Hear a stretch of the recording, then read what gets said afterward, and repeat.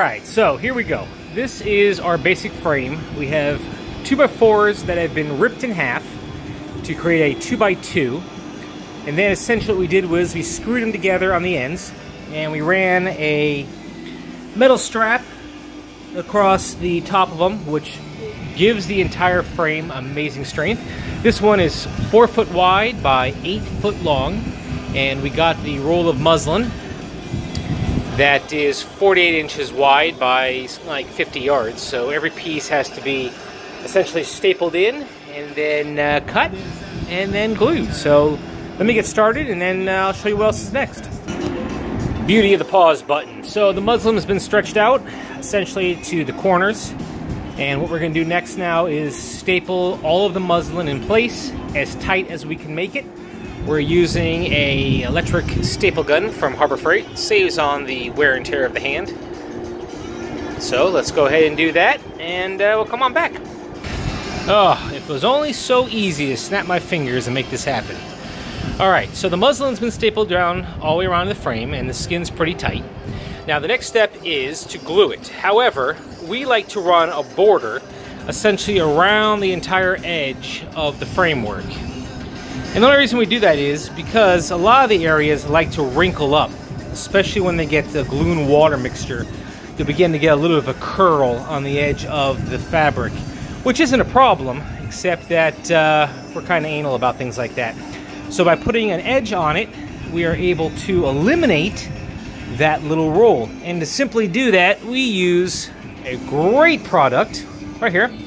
Essentially, it's a piece of cardboard, pre-cut, 1.5 inches wide by about, I think it's 54 inches. And they use them for drywall. So they're called drywall shims.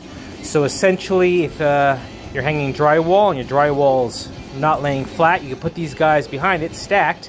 And anyways, so what we're going to do is we are going to make a glue and water mixture, which we've already done. And take that glue and water mixture. I don't know how much glue, how much water. It's pretty thin. It's a little bit thicker than regular water, I would say. But what that does, it allows us to really saturate the fabric and the wood together, which is going to create a nice tight seal.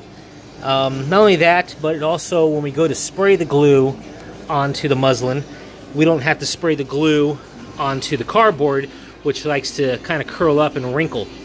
So what I'm going to do is I'm going to cover the entire edge of this frame all the way around with this glue and water mixture.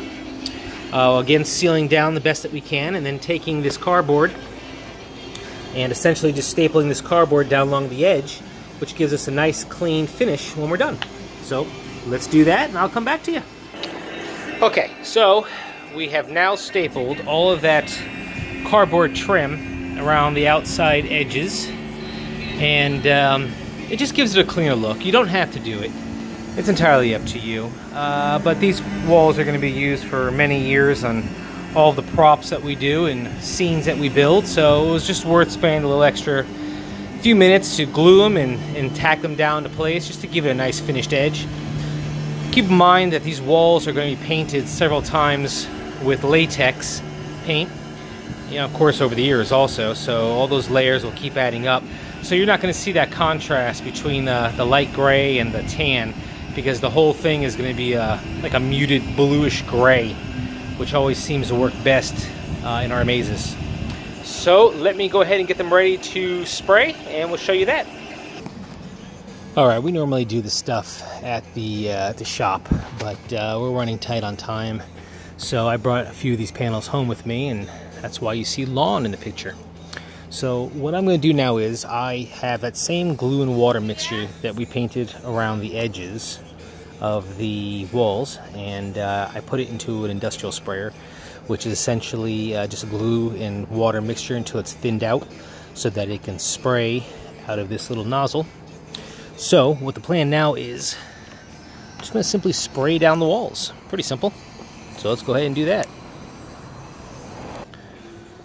Okay, so we sprayed the walls down completely with the glue and water mixture, and essentially what I'm going to do now is I'm just going to grab a paintbrush and I'm just going to basically brush all of the fabric so that it really penetrates into the material. You don't have to do this, again, kind of like the cardboard, but it's these little extra steps that are going to make these walls last forever. So the more you can get that glue and water to penetrate into this fabric, the harder the material is going to become, and essentially it's going to keep it from tearing. And it's also going to prevent the paint that we're going to spray on this thing from just saturating into the fabric and becoming essentially a mop. So by doing a glue and water mixture on both front and back of this, and then giving it a real good brushing to work it into the fabric, it's going to seal all that fabric up and allow the paint to just kind of float on top. The paint, of course, will also add another layer of stability, and the more layers you spray of the paint, the stronger and harder these walls are going to become. Don't mistake these walls for walls that are built out of plywood. They'll never be the same, but these weigh about 2 pounds when complete, super easy to move around, and they do the job just fantastic. The only thing I did want to mention was when you spray the fabric with the glue water mixture, don't overspray the cardboard too much, because it has a tendency to begin to roll, and when it rolls, it looks like hell. It takes forever to dry, and there's no reason for it. So the paint itself, when you spray the paint on, the paint will seal all that cardboard in and lock everything into place. Kind of like these guys here. I did these about an hour ago, and you can tell they're almost dry. They're getting there. Did these earlier this afternoon. They're completely dry. And again, they're not going to be super hard, but they're a lot harder than they would be if you didn't glue them. And of course, now that they're glued and sealed, they will prevent the paint from just saturating and soaking in. So I hope that answered some of the questions about these walls. I know I keep posting pictures of them kind of during the whole construction process. Any questions, go ahead and ask. And all right, we'll go from there. Talk to you guys soon.